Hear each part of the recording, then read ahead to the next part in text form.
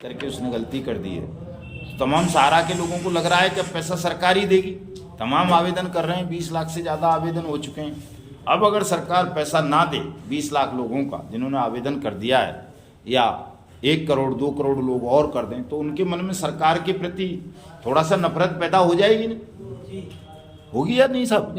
बिल्कुल होगी। तो भूल की है सरकार ने, देना ही नहीं था किसी को 10-10 हज़ार भी। लेकिन कहते हैं कि साहब जब होनी सिर पर बैठ जाती है, शनि सर पर विराजमान होता है, तो वो आदमी करना कुछ चाहता है अपने प्लान के तहत, हो कुछ जाता है।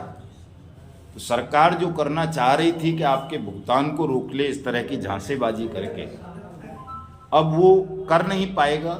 सरकार की हर स्कीम विफल होगी, उसे आपका सबका भुगतान करना होगा। चूँकि आप लोगों की संगठन शक्ति, एकता की शक्ति बहुत ज़्यादा बढ़ती जा रही है। देश में आप 42 करोड़ लोग हैं तमाम कंपनियों के मिला करके, और सबके दिमाग में अब ये जो अनियमित जमा योजनाएं पाबंदी कानून 2019 है, ये घुसता जा रहा है, जगह बना रहा है सबके दिल दिमाग में। और लोगों को भरोसा हो गया है कि हमारा भुगतान अगर अब होगा तो अनियमित जमा योजनाएं पाबंदी कानून 2019 के तहत ही होगा। और ये कानून इतना खतरनाक कानून है साहब, ये तो ये कहता है कि आपको कहीं नहीं जाना। जैसे पन्ना के साथी हैं तो पन्ना के जिला कलेक्टर के ही पास जाएंगे, उनको ग्वालियर वाले जिला कलेक्टर के यहाँ नहीं जाना, या रायपुर वाले के, या वहाँ छतरपुर वाले के, या किसी के यहाँ। अगर आपका आधार कार्ड यहाँ का है, आप यहाँ के निवासी हैं, तो आपको अपने जिला कलेक्टर के पास आवेदन करना है कि साहब मैं इस जगह का निवासी हूँ, ये मेरा नाम है, ये मेरी एज है, मैंने इतना पैसा फलां तारीख में इस कंपनी में जमा किया था, और इस कंपनी ने मुझे ये कहा था कि मैं ये तेरा पैसा इतने समय में इतना करके वापस कर दूंगा या कर दूंगी, जो भी है, और ये पैसा मेरा वापस नहीं हुआ। कंपनी का कहना ये है कि सरकार ने हमारी कंपनी बंद कर दी है, इसलिए हमारा पैसा मिला नहीं। तो जो अनियमित जमा योजनाएं पाबंदी कानून 2019 है, मैं उसके अंतर्गत आपके यहाँ अपना दावा दाखिल कर रहा हूँ। मेरी इस जमा राशि का 3 गुना पैसा मुझे इस कानून के अंतर्गत बनाई गई व्यवस्था के अनुसार 180 दिन में वापस करें। ये कानून ये कहता है कि आपकी जमा राशि का 2 से 3 गुना पैसा 180 दिन में आपका जिला कलेक्टर वापस करेगा।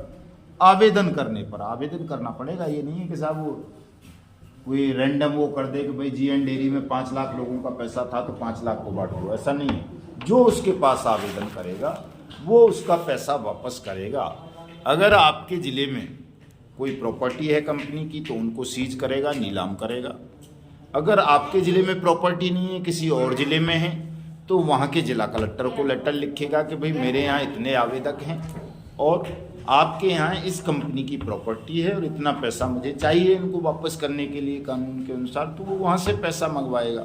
और मान लो बहुत बड़ा मामला है तो वो सीबीआई के डायरेक्टर को लेटर लिखेगा और कहेगा कि ये मामला कई राज्यों में फैला हुआ है, इसलिए इसको सेंट्रल एजेंसी देखे, सीबीआई, और सेंट्रल गवर्नमेंट इसके लिए अलग से भुगतान अधिकारी अपॉइंट करे, वो तमाम लोगों का पैसा वापस करें। और साथ साथ जिन लोगों ने, जैसे आपने देखा होगा कई कंपनियों का अमिताभ बच्चन प्रचार करता रहा है, सहारा का ही करता रहा है, अमिताभ बच्चन और उसकी घरवाली दोनों करते थे। कई कंपनियों का बड़े बड़े खिलाड़ी भी करते हैं, आपने देखा होगा महेंद्र सिंह धोनी, युवराज, फुवराज, ये सारे के सारे पैसे लेके मतलब गुटखे का भी प्रचार कर रहे हैं, उसे भी साले जहर को भी अमृत बता देते हैं अगर इनको पैसा मिल जाए। होता है ना साहब। इस कानून की एक धारा में सरकार ने गलती से ऐसे लोगों के खिलाफ भी दंडात्मक प्रावधान कर दिया कि अगर कोई सेलिब्रिटी, हीरो, हीरोइन, खिलाड़ी किसी पोंजी स्कीम का प्रचार करेगा, गलत जमा योजनाओं का प्रचार करेगा और उसमें जनता का पैसा डूब जाए, तो उससे भी रिकवरी की जाएगी। जितना पैसा उसने कंपनी से लिया प्रचार करने का, प्रमोशन करने का, वो पैसा मैं ब्याज के उसे भी वापस करना होगा। और नहीं करेगा तो उसकी प्रॉपर्टी को नीलाम किया जाएगा और आपका भुगतान किया जाएगा। कई अखबार वाले, टीवी चैनल वाले कर देते हैं ऐसा। टीवी पे देखते होंगे आप, कई इस तरह की स्कीम्स का प्रचार कर देते हैं, अखबारों में विज्ञापन दे देते हैं ताकि लोग झांसे में आ जाए।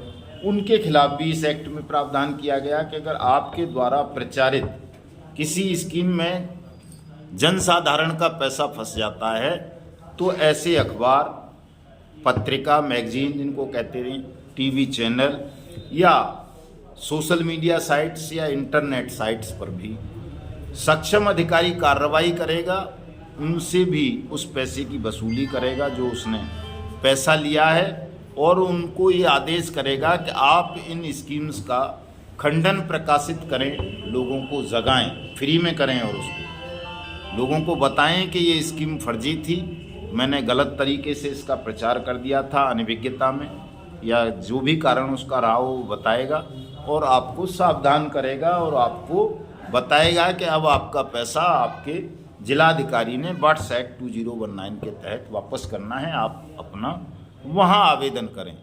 तो ये जो 2-3 चीज़ें इसमें हैं कानून में, वो सब इतनी खतरनाक हैं कि उनको देख करके सरकार को डर लगता है। किस सरकार में ताकत है साहब, वो अमिताभ बच्चन को गिरफ्तार कर ले या उससे रिकवरी कर ले। अमिताभ बच्चन तो नरेंद्र मोदी का भी प्रचार करता है, अगर वो नरेंद्र मोदी की गलत बातों का प्रचार ना करे, अमिताभ बच्चन, महेंद्र सिंह धोनी, युवराज, तो नरेंद्र मोदी हार जाएगा। राहुल गांधी का प्रचार ना करे तो कांग्रेस मिट्टी में मिल जाएगी।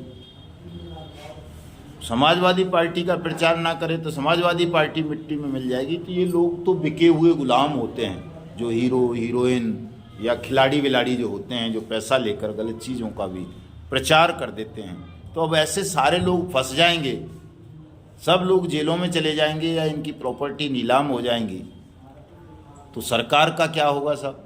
50